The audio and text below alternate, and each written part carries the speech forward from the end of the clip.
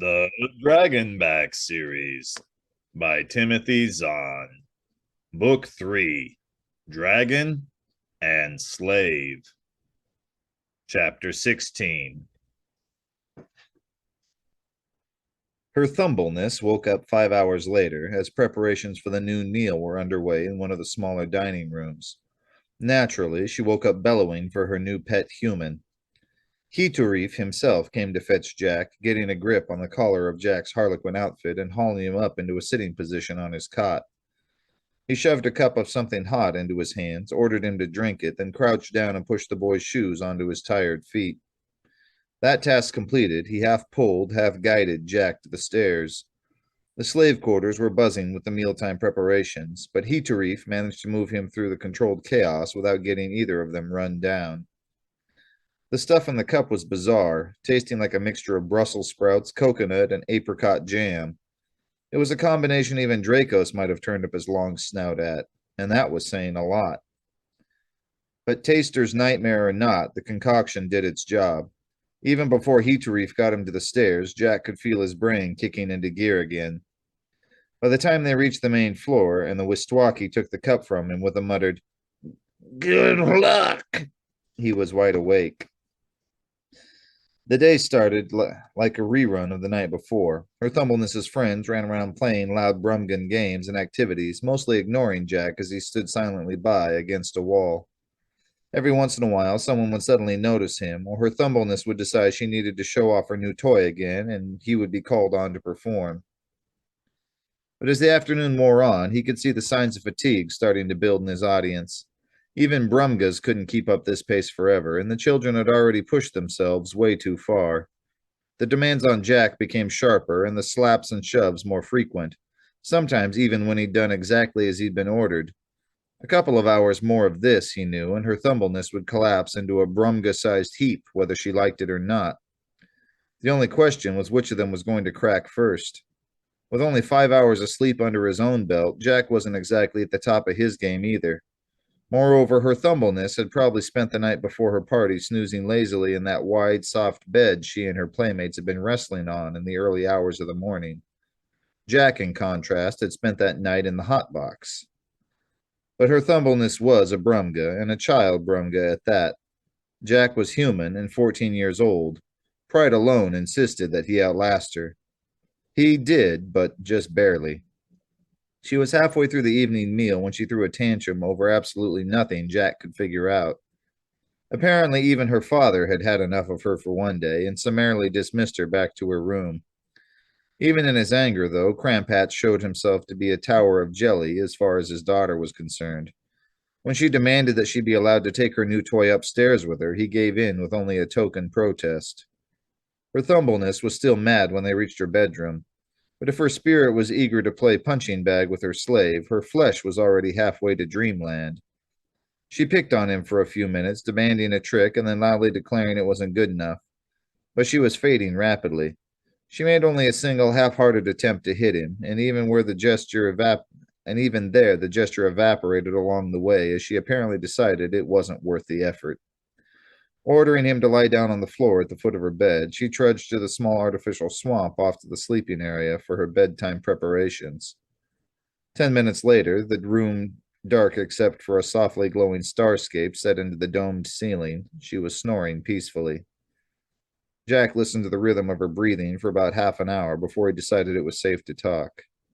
"Well," he whispered to Dracos, "here we are again." "Yes," the dragon answered. "I am sorry, Jack. I wish there was something I could have done to prevent this." "Are you kidding?" Jack countered. My gold-plated friend, is as good as it gets." There was a short silence. "I do not understand." "Where was I last night?" Jack asked. "Well, this morning, I mean, when I finally got to bed. I was downstairs in the slave quarters, right? Where there are lots of people watching and probably a few monitors scattered around to make sure the slaves don't wander into places they're not supposed to go." He smiled tightly in the darkness. "Now, where are we?" "We are in the Chukuk family living area," Draco said, his voice suddenly thoughtful. where there may not be any such monitors. Exactly, Jack said. Once everyone goes to bed, we'll have as much freedom of movement as we're ever likely to get. He eased himself up and looked carefully across the bed. Her thumbleness was lying half under the blankets like a dropped rag doll, her flat nose waggling in rhythm with her snores. Which means tonight's the night, he added as he lay back down on the floor. His pulse was pounding in his ears, his whole body tingling with excitement. For the first time in a long time, he felt really psyched up for a job. Tonight, we hit Gazen's computers. But it was one thing for Jack to be ready for a job. It was something else for the job to be ready for him. For starters, her thumbleness was a kid. That meant that her normal, non-high day bedtime was earlier than that of the adult Brumgas. And on this particular night, of course, she'd been kicked upstairs early, which gave Jack that much more time to lie around staring at the ceiling. And then came a twist he hadn't expected.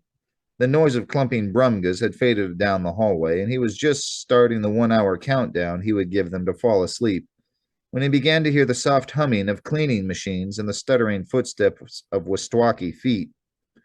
Apparently, only now were the house slaves fanning out through the Brumgan residential areas to do their house cleaning duties. It was about as bizarre a setup as Jack had ever heard of. In every other place he'd visited over his lifetime, that kind of cleaning always took place during the day while the occupants were out working or busy with other activities. Here, it seemed, the Brumgas preferred to have it done practically under their feet as they prepared for bed.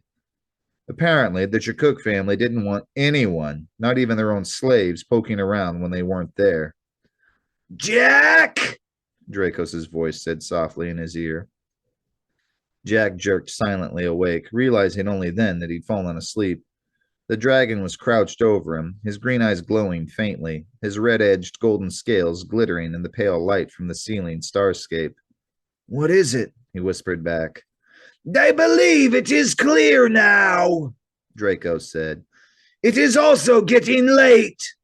I'll bet, Jack said, rubbing his knuckles into his eyes. Any idea what time it is? According to her thumbleness's clock, it is just before 4 in the morning. Jack winced. By 6 o'clock, he knew from the previous morning, the breakfast staff would be moving around downstairs. I gave him less than 2 hours to wring that mercenary data out of Gazen's computers. Then we'd better get cracking, he said.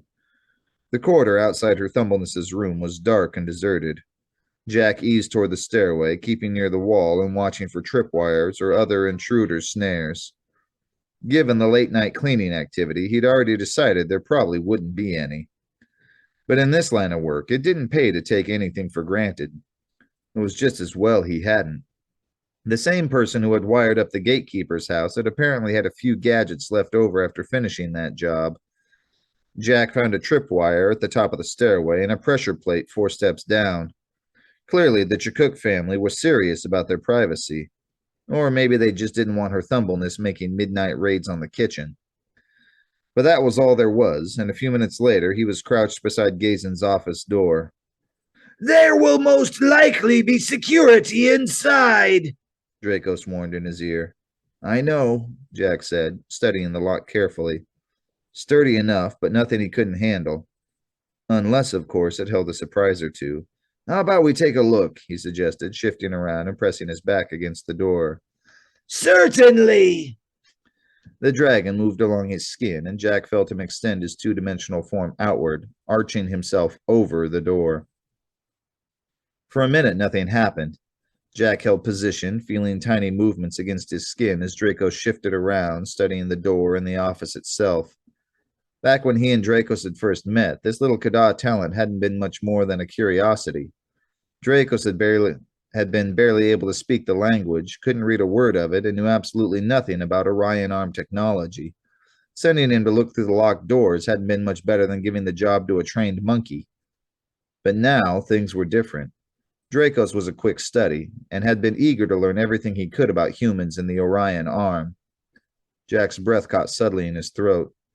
For a second there, something about the way Dracos was hanging onto his back had felt different, as if the dragon had somehow been... He frowned. Slipping was the word that had come to mind. But Dracos couldn't slip. Could he? In fact, wouldn't sliding off Jack's skin in his two-dimensional form be fatal? His mind flashed back to their first meeting, when Dracos had been about to die from being too long without a host.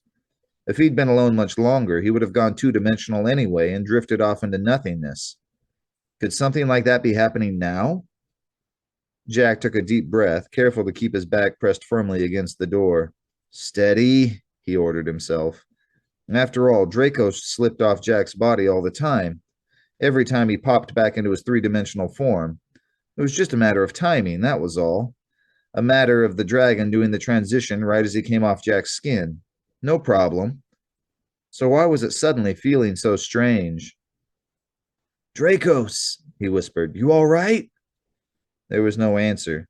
He was opening his mouth to try again when there was a stirring and the dragon came fully and solidly back onto his skin. There are no alarms in the door mechanism that I can see, he reported from Jack's right shoulder. What about the rest of the room? Jack asked. Cameras or motion detectors? There appears to be a single camera in the upper left corner of the room, the dragon said. It is pointed at the door, but covers most of the office. That's it? That was all I could see, Dracos replied. But I do not claim to be an expert yet at these matters. No, but you're probably right, Jack assured him. Gazen's got that overconfident attitude we professional thieves love to see. Besides, here in the middle of the mansion, what does he need security for? We will hope that you are correct, Draco said. What about the camera? Were there wires attached? Jack asked, or did it seem to be wireless? There were definitely wires, the dragon said. I could see them going along the wall. Jack nodded, again, as he would have expected. The signal from wireless systems could be tapped into by someone who knew what he was doing, possibly even from outside the house. And if there was one thing Gazen wouldn't want, it would be strangers looking over his shoulder. We should be able to get to them through the wall, he concluded. Anything else? Only a device labeled drop-skip sequencer built into the lock, Draco said. It does not appear to be an alarm, but I am certain it has some special purpose. Jack's brief surge of overconfidence vanished. Oh, it has a purpose, all right, he said with a sigh. A sequencer keeps track of how many times the door's been opened, practically foolproof and practically undetectable, except by Kadapoet warriors. Can it be disconnected?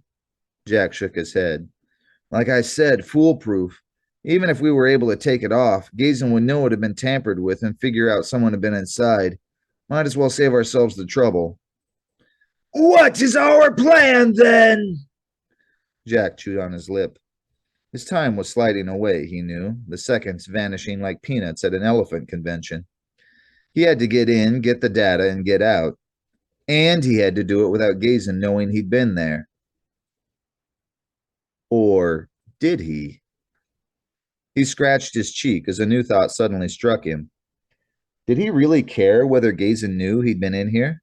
After all, the minute he got the mercenary data they needed, he and Dracos were going to be out of here.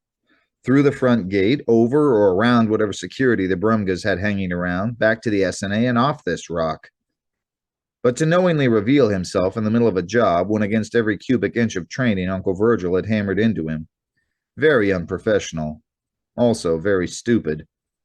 Dracos was still waiting. All right, Jack said slowly. Compromise.